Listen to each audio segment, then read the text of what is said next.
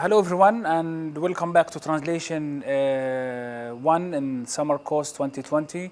This is class number 14. Now I'm going to continue what we have discussed in class 13, where we discussed cohesion, the importance of cohesion, the cohesive devices, ellipsis, substitution, reference, etc., and the importance of understanding these by a translator for a better production or a better product as translation, okay? In the following example, we are going to see how Arabic functions and how English functions. We will take Arabic as a source text and it's a legal text, okay? We'll see how this text as a text is translated into English, taking care of the cohesive devices that we have offered and discussed earlier in class 12 and class 13. Look at the Arabic now.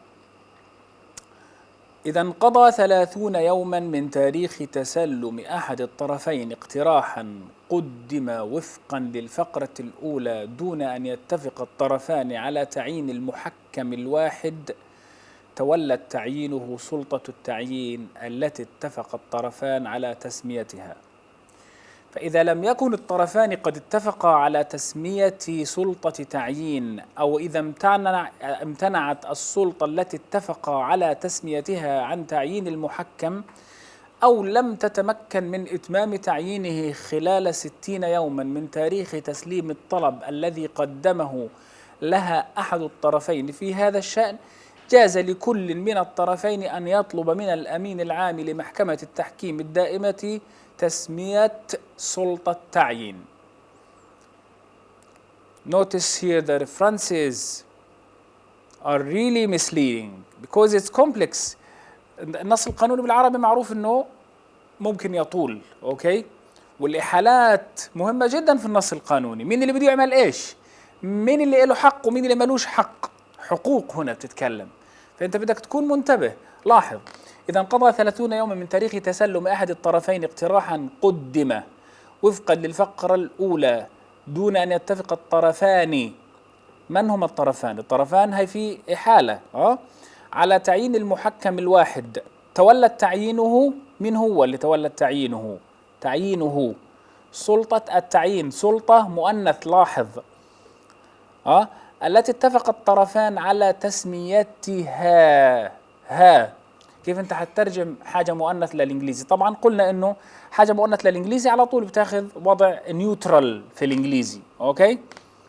فإذا لم يكن الطرفان قد اتفقا على تسمية سلطة تعيين، أو إذا امتنعت السلطة التي اتفقا على تسميتها عن تعيين المحكم، لاحظ بدينا نعدي الآن، بدينا نعدي في الريفرنسز، أو لم تتمكن من إتمام تعيينه. من هو تعيينه؟ طبعا لو كان تعيينه تعيينها في كلام ثاني.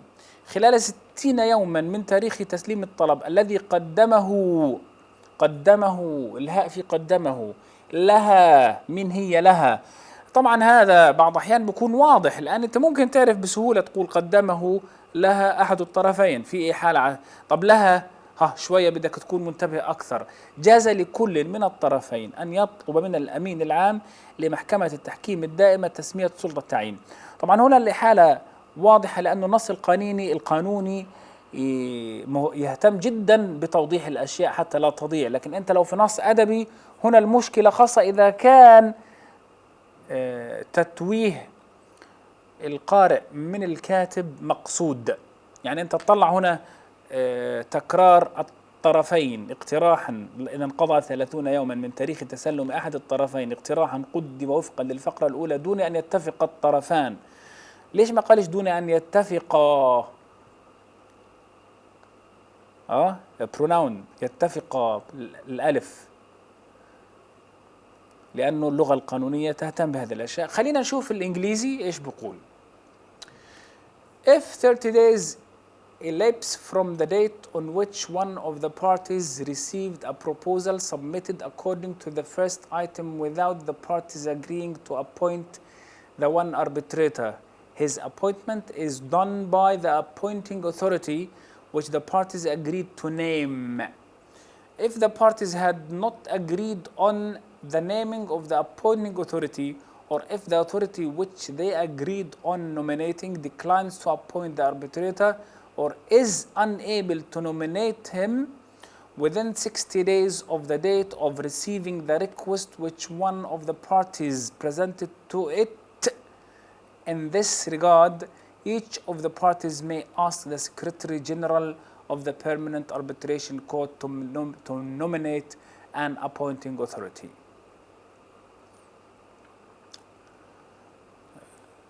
Here, the English translation is lengthy as the Arabic text, okay? If 30 days elapse from the date on which إذا انقضى، لاحظ في اللغة القانونية انقضى spend ما ينفعش، okay؟ elapse date on which يوما من تاريخ تسلم أحد الطرفين one of the parties. لاحظ party بيجي معناها فريق، بيجي معناها طرف، بيجي معناها حفلة، بيجي معناها حزب، لكن هنا بدك تكون منتبه في اللغة القانونية party في الغالب تكون ايش؟ طرف، اوكي؟ party في اللغة القانونية طرف. received a proposal تسلم، كان ممكن يقول استلام، بالتالي ممكن، اوكي؟ اقتراحا قدم a proposal submitted according to the first item. قدم، لاحظ كيف ترجمة منيحة. قدم submitted according بناء على انتم عارفين انه according في الغالب بناء على، لكن هنا ايش بدها تكون؟ وفقا للفقرة. الفقرة ترجمتها ايش؟ item. لاحظ item معناها عنصر، لكن هنا مترجمينها وفقا للفقرة، اوكي؟ item first item الفقرة الأولى without the parties agreeing، دون أن يتفق الطرفان على، كان ممكن نقول يتوافق الطرفان yes، لكن هنا نص الأصلي هو العربي، فأنت خلاص تلتزم على تعيين المحكم الواحد agreeing to appoint the one arbitrator. okay, his appointment is done. تولت، لاحظ done صارت هنا تولت. This is the beauty of translation instead of فعلت. تولت تعيينه is done by the appointing authority. His appointment تولت تعيينه is done. لاحظ هنا في حاجة لطيفة حاصلة. His appointment is done by the appointing authority. قد اتفق على تسمية، فإذا لم يكن الطرفان قد اتفقا على تسمية السلطة تعيين، أو إذا امتنعت السلطة التي اتفقا على تسمية قلنا إيش دون أن يتفق الطرفان على تعيين المحكم الواحد تولت تعيينه سلطة التعيين. تولت تعيينه سلطة التعيين ترجمت في الإنجليزي من مبني للمعلوم في العربي إلى مبني للمجهول في الإنجليزي. تولت تعيينه سلطة التعيين هنا صارت إيش؟ is done by the appointing authority. سلطة التعيين appointing authority which the parties agreed to name. التي اتفق الطرفان على تسميتها. هنا تسميتها يعني هنا هم عينوها برضو، سموها، قالوا انه هي. فإذا لم يكن الطرفان قد اتفقوا على تسمية السلطة تعيين، if the parties had not agreed on the naming of the appointing authority, or if the authority which they agreed on nominating declines to appoint the arbitrator, look at how this sentence is long.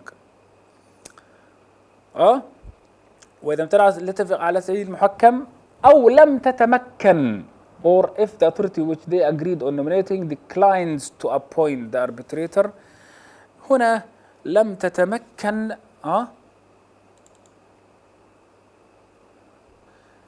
okay, where is لم تتمكن in Arabic؟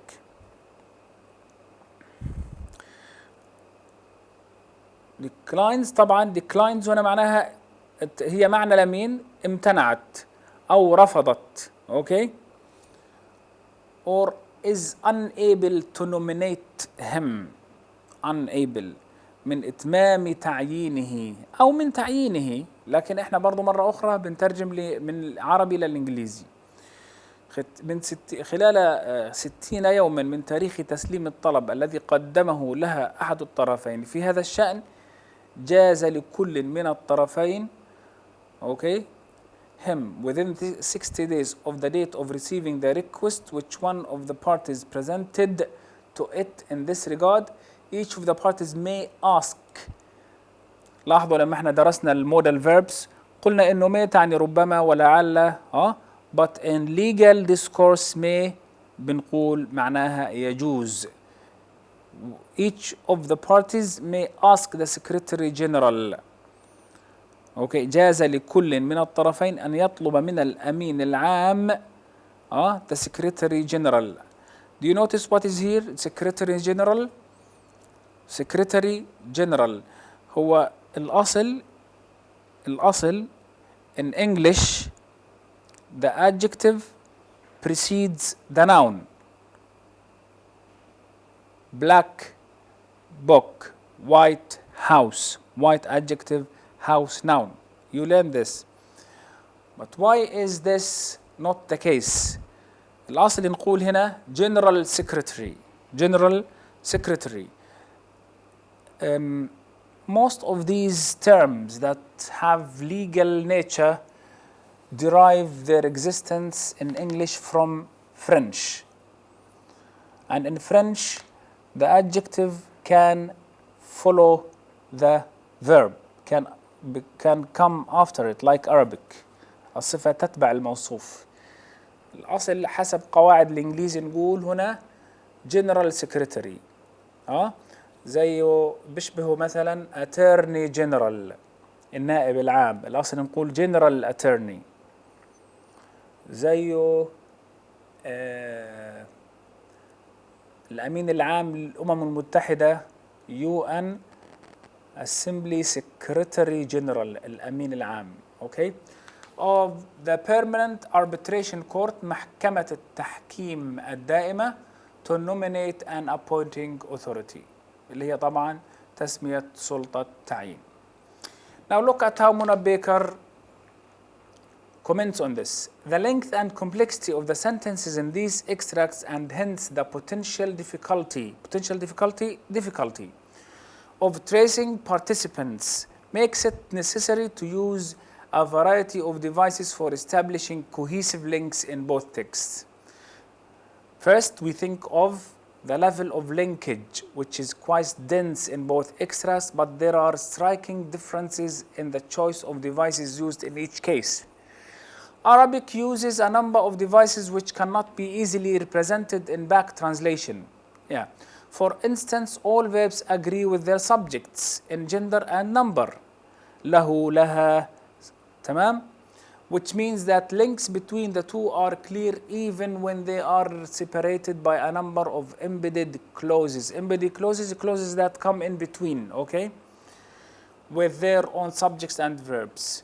In addition to using the equivalent of which to establish linkage as in receiving the request which one of the parties represented to it, the verb that follows is further suffixed for pronominal reference, literally which one of the parties presented it masculine to it feminine. Okay? الذي قدمه لها. Okay? أحد. Masculine and feminine, and these fluctuations should be clear in your mind when you translate. Of course, you practice this by nature, but when it comes to putting them on paper in translation, problems arise. Okay? With request being a masculine noun and authority a feminine noun in Arabic, the referential chains are not confused. The grammatical structure of Arabic, therefore, favors pronominal reference as a common device for tracing participants and establishing cohesive links in general. In Arabic is more relaxing here because of the feminine masculine aspect. Okay? it's easy to pick who's who. In English, things are not easy, okay, as in Arabic. In addition, however, this type of text tends to favor a high level of lexical repetition, and so the Arabic noun for parties, which is marked for duality, is repeated. Remember, we talked about this before, that in English we have singular and plural. In Arabic we have singular, dual, and plural. Parties. Yeah, when طرفين translated immediately, easily into parties. But when you have two parties or the parties, in English you can talk about the parties, which is plural, but in reality it must be طرفين in Arabic. Okay? English must, which is marked is repeated even the instances where no ambiguity would arise for using a pronoun or a pronominal suffix. We discussed this. English, like most languages, will generally use whatever means are necessary to reduce ambiguity in tracing participants. Yeah. Unlike the Arabic grammatical system, the English system makes very few distinctions in terms of number, gender, and verb agreement. We've also came across this. Lexical repetition is therefore a much safer option in cases where ambiguity of reference may arise and in context which do not tolerate ambiguity in general and ambiguity of reference in particular. When we study ambiguity in translation 2, we will see how ambiguity is used as a weapon in the hands of men of letter, journalists, and reporters in order to create suspension sometimes, or in order to evade persecution. Okay? In legal and semi-legal text, it has become the norm to use lexical repetition even in instances where no ambiguity might result from using pronominal references. The example, الطرفان والطرفين in two juxtaposed lines. This is in order to make things clear, because you are talking legal here. Although the Arabic text makes considerable use of pronominal references, there are no instances of pronominal references at all in the English text. Yeah. It would be possible but textually odd to replace several of the lexical repetitions in the English text with the appropriate pronouns. In addition to lexical repetition, the English version also uses substitution to establish cohesive links. If the nominated authority declines to appoint an arbitrator or is unable to nominate an arbitrator, but one replaces or substitutes nominee, arbitrator. There are also several instances of ellipsis. In the example just quoted to illustrate substitution, the subject of the second clause, the nominated authority, is ellipted. I think we are done for now from this. Before we leave, I would like to warm up for a simple but important topic in translation. I am now referring to Professor Ghazala's book, okay? And the topic that I'm going to ask you to study at home is the translation of collocation. The translation of collocation. We have studied translation of idioms, we have studied translation of fixed phrases, we have studied phrasal verbs, and we skipped this to give you some time understanding theory, okay? It's like just a break. Now, with collocation from page 106, the translation of collocations until 128. From 106 to 128 is self-study for you. I want you to study that how collocations are translated in English and Arabic. Why is this? Because there is no a magic solution for collocation. You have to be able to read as much as you can in English and Arabic in order to understand how collocations function in both languages, English and Arabic. But let me go through the pages quickly here to encourage you to do the task at home. A collocation is the habitual co-occurrence of individual lexical items, words that come together without a specific rule in language. And they are available in English and in Arabic as well. Collocation, they are two or more words. Mostly they are two words, like a noun plus a noun, a verb plus a noun plus a verb, a noun plus adjective plus a noun, okay? Sometimes there are prepositional collocations, we will come to them.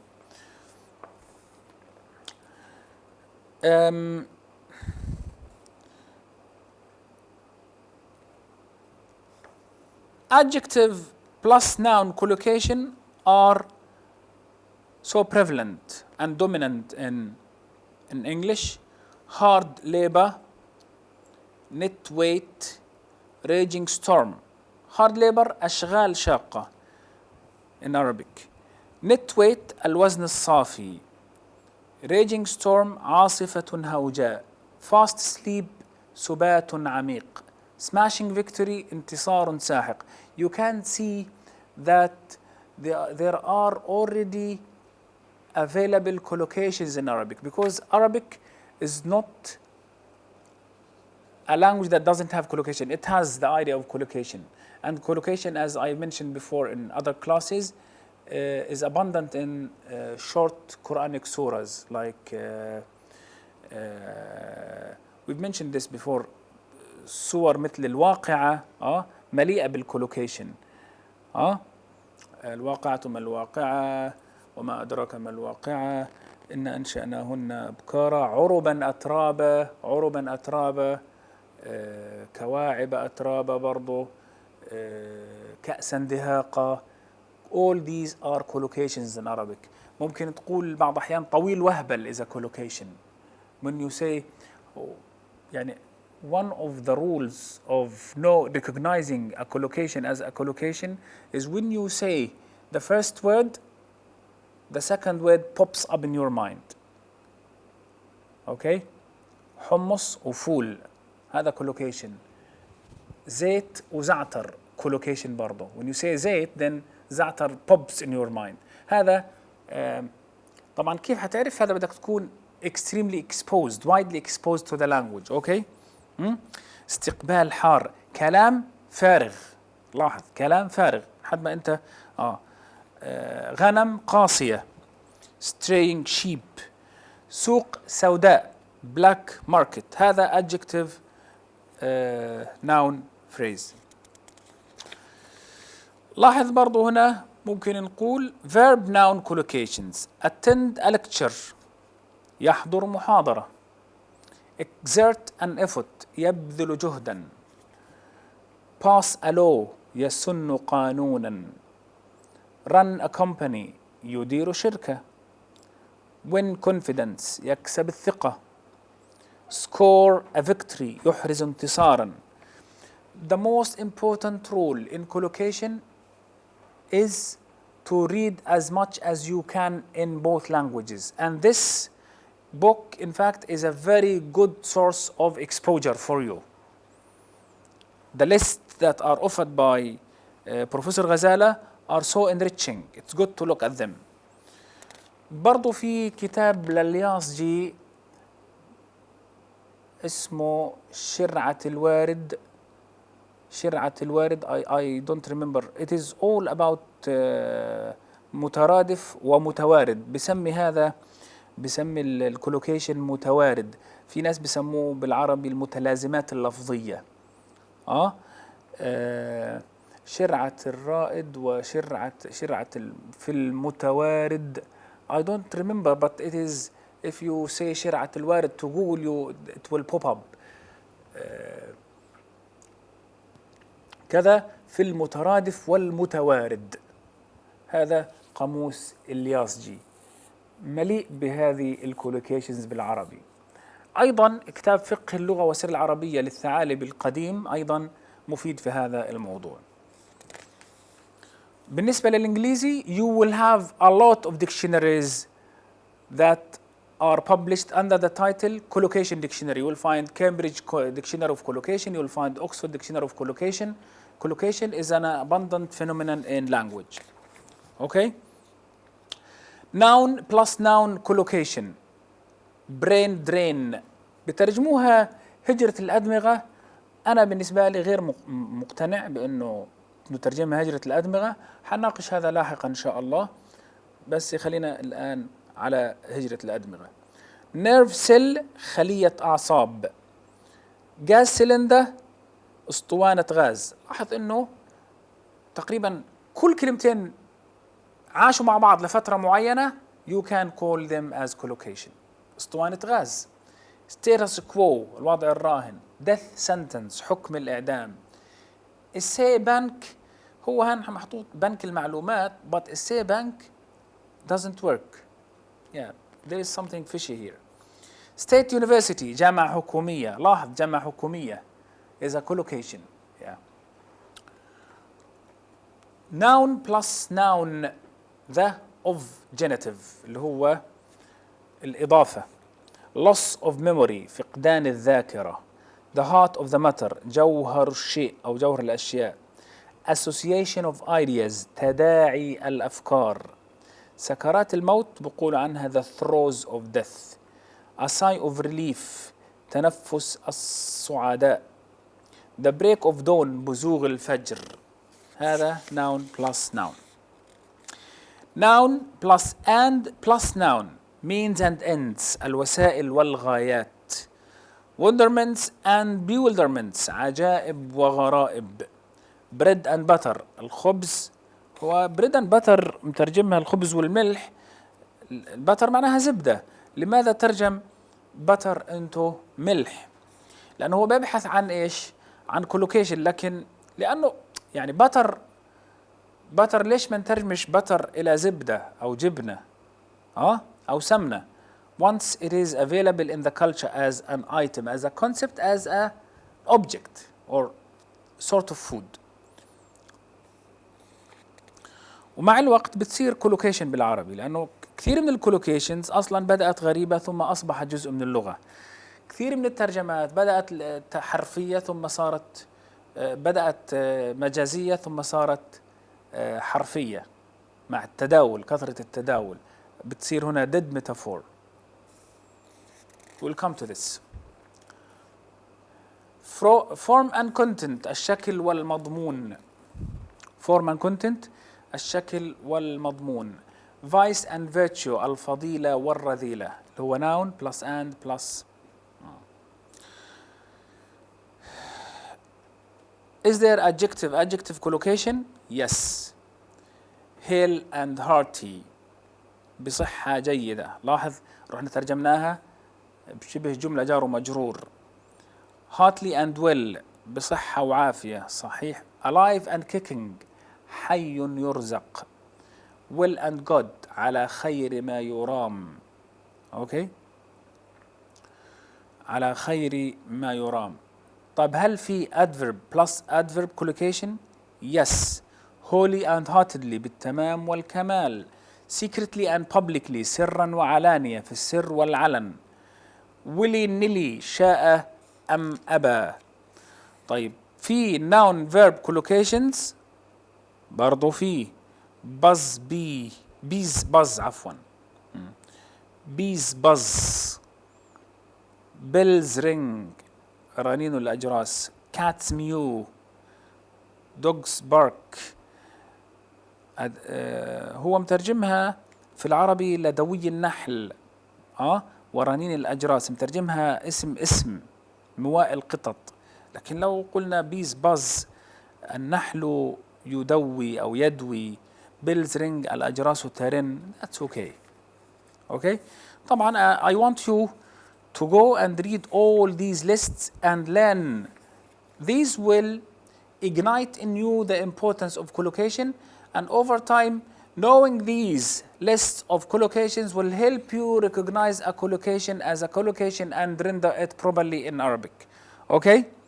Sometimes, because before I close, sometimes a collocation doesn't exist in Arabic. Now most of these exist in Arabic, but towards the end of the section here, he talks about collocations that do not have equivalents in Arabic. And here is the problem. We will discuss this in translation 2. Bye bye for now.